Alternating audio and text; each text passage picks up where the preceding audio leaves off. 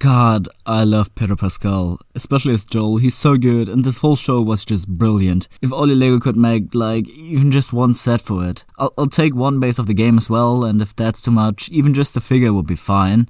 But this is an R-rated IP, so that's not gonna happen. Wait, what's this? Oh my... So it's been a month since the last minifigure showcase, which funnily enough also featured custom figures, and I thought, why not do another one? Sometimes after The Last of Us finale aired on HBO, I finally played the first game and I loved it. Great writing, great game design, great voice acting, and I knew I wanted something from that universe at LEGO. Now, LEGO's obviously not making any The Last of Us sets or figures. It's very R-rated, but thankfully there are quite a few companies out there that make custom Joel and Ellie figures. I decided to go with Firestar Toys' version, for one because they are cheaper than most others, and because they're a UK-based company, which means they're much closer to where I live. They also come in these fancy boxes here, and today I just want to show you these figures to tell you whether they are worth getting. Remember, if you enjoyed this video, to subscribe. It really boosts my serotonin levels, but I think I've talked enough now. Let's just get into it with the first figure for the day, Joel Miller.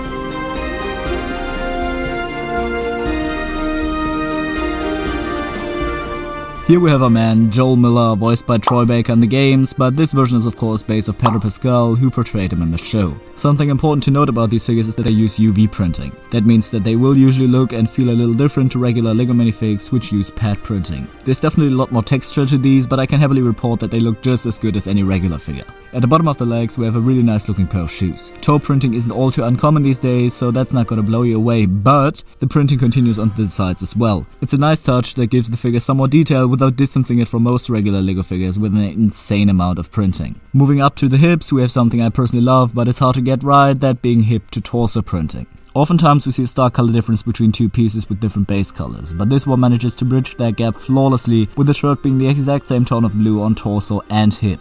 On the back is also some of that printing, this time though being his backpack, and this is where I have my first complaint. I don't like the inclusion of a printed backpack. Either I'd have wanted them to include an actual molded piece or just have his back be his jacket. I'm not a fan of the way they did it, but in all fairness, the printing does look really good. On the front with a rather simple design, not bad at all and really matching its show counterpart. Now before we get to the head, I quickly want to talk about his accessories. He got a brick arms, a revolver, as well as a little flask. I'ma be honest, I didn't recognize the flask at all. But on the same hand, we actually also have his watch. Wrist accessories aren't something that LEGO really does, but including his watch, which is very important to his character, was a great decision in my opinion.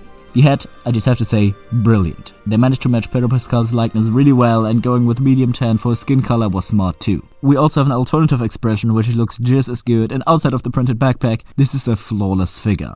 By the way, officially this figure isn't called Joel Miller, but rather Apocalypse Daddy. With that knowledge, let's get to our other figure called Spirited Survivor.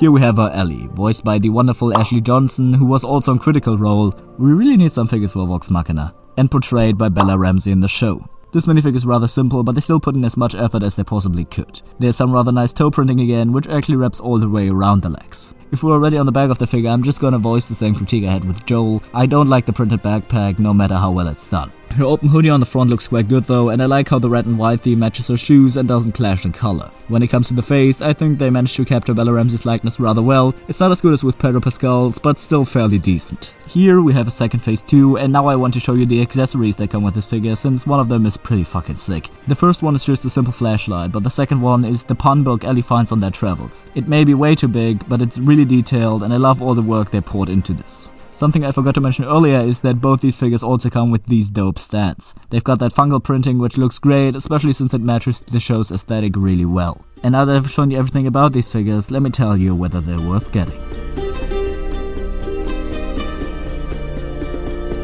So are these figures worth getting? I would say so. They are cheap in comparison to most custom figures, sitting at 20 and 22 pounds each without display plates and 23 and 25 with them. You could also get them as a double pack for 40 pounds with their plates, which is what I did. Now of course 40 pounds is a lot for just two figures. I was super hesitant as well, but I pulled the trigger anyways just because I love the franchise. I'll have the link on the site down below. It's not an affiliate link, but there is a minifix.me affiliate link down there as well. Anyway, I hope you enjoyed, and until next time, goodbye.